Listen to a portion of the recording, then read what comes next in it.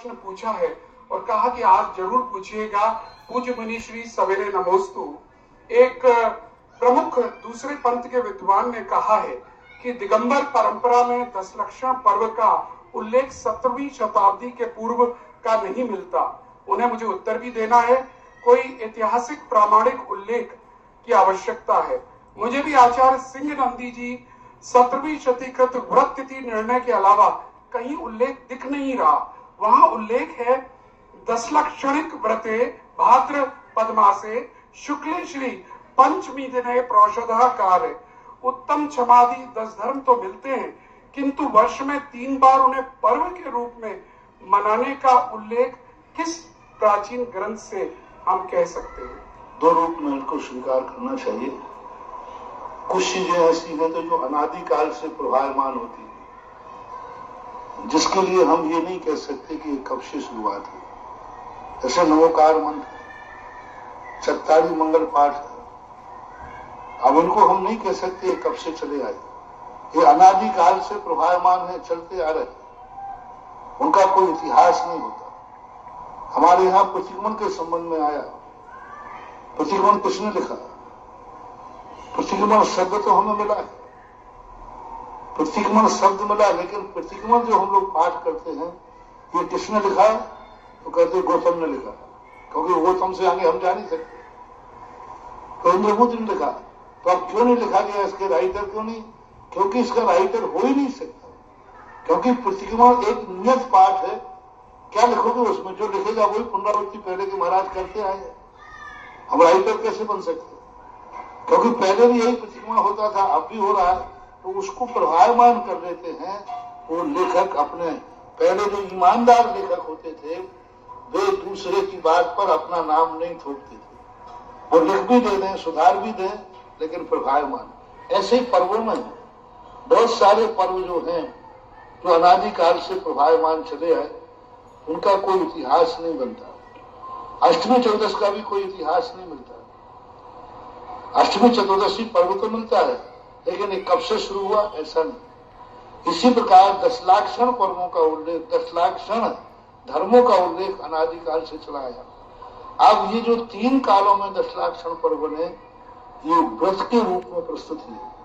जो आपने रेफरेंस दिया है ये दशलाक्षण धर्म का नहीं दिया है, दशलाक्षण व्रत का दिया है। दशलाक्षण धर्म अलग चीज है, दशलाक्षण व्रत अलग चीज है। नमोकार मंत्र अलग चीज है और नमोकार मंत्र व्रत, नमोकार मंत्र व्रत अभी बहुत बात का है, बहुत बात का है नमोकार। लेकिन नमोकार मंत्र अनादिकाल में व्रत मुश्किल से 10वीं 11वीं शताब्दी का व्रत है नमोकार मंत्र। इसी प्रकार दशलाक्षण जो व्रत है, ये जो 3 कालों में जो आए हैं ये व्रत के रूप में आए हैं, धर्म के रूप में नहीं। धर्म के रूप में अनादिकाल से आचार्य परमेष्ठी के मूल गुण में चलते आए हैं। जब से आचार्य परमेष्ठी हैं तब से 10 धर्म। तो एक व्याख्या ग्रस्तों की अपेक्षा होती है व्रत की अपेक्षा। जब उसको व्रत बना दिया जाता है उसकी तिथि निर्धारित करने। पंच परमेष्ठी की कोई तिथि नहीं होती। पंचकर्माओं की तिथि तो निश्चित है। पंच परमेष्ठी की क्या तिथि बनाओ? अरहंत की क्या तिथि, सिद्ध की, आचार्य की क्या तिथि बनाओ? लेकिन जब नमोकार मंत्र को व्रत बनाना था तो उसकी तिथि निर्धारित करना पड़ी। अरहंतों के इस तिथि में करना है, आचार्य की इस तिथि में करना। नमोकार मंत्र की तिथियां दी गई। ये तिथियां कहां से निर्धारित की गई? ये करना पड़ी व्रत के लिए। तो ये जो 3 शाखाओं का है दशलाक्षण पर्व, ये व्रत के रूप में। तो फिर व्रत के रूप में है, जिनको व्रत करना चाहिए उन्हीं को करना चाहिए नहीं। ये समाज ने निर्णय किया कि दशलाक्षण पर्व भली व्रत है, लेकिन प्रत्येक जैनी को हमेशा जीवन भर करना चाहिए, क्योंकि ये व्रत हमारे भावों से संबंध रखता है, आत्मबल की विशुद्धि से संबंध रखता है। तो हमने उसको अनादि अनंतकालीन परंपरा का बना दिया, क्योंकि हमारे आत्मा की विशुद्धि का था। लेकिन जब व्रत करेंगे, अब देखो जो व्रत करते हैं दशलाक्षण, वे 10 साल के करते हैं, 10 साल के दशलाक्षण पर। तो क्या 10 साल के बाद फिर खत्म कर देगा? नहीं। तो एक व्रत के रूप में करना, एक पर्व के रूप में करना और एक धर्म के रूप में धारण करना, साधु 10 लाख क्षण पर्व को धर्म के रूप में धारण करता है और गृहस्थ पर्व के रूप में और व्रत के रूप में धारण करता है। इसके उत्पादक तिथि नहीं लिखी है। कितने व्रत हैं जिनकी उत्पादक तिथि नहीं? सब व्रत कथा कोष में आए, क्योंकि हमारे यहाँ सारा ज्ञान प्रभावमान चलता था, प्रभावमान चलता था। उसके पहले सब मौखिक चलता था। यदि हम लिपिबद्ध को ही इतिहास मानेंगे तो ये सारे पद्म पुराण आदि ये सब जाकर के अभी 1200-1300 साल पहले लिखे गए। अब कहें तो सब मिथक है। पद्म पुराण रामचंद्र की पूरी कहानी कब लिखी गई? सब बरान चरत आदि ये सब कब लिखे गए?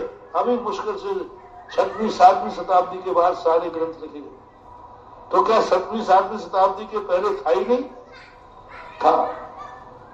तो ये परंपराओं को दो रूप में लेना चाहिए, एक अनादिकालीन प्रभावमान रूप और एक व्रत के रूप में और एक पर्व के रूप में। पर्व और धर्म के रूप में जब लिया जाता है उसका इतिहास नहीं बनता, क्योंकि वो अनादि अनंतकालीन होता है। और व्रत के रूप में जब लिया जाता है उसका आदि भी होता है और अंत भी होता है। ऐसा समझना चाहिए। चलिए, श्रीमती बबीता जी जैन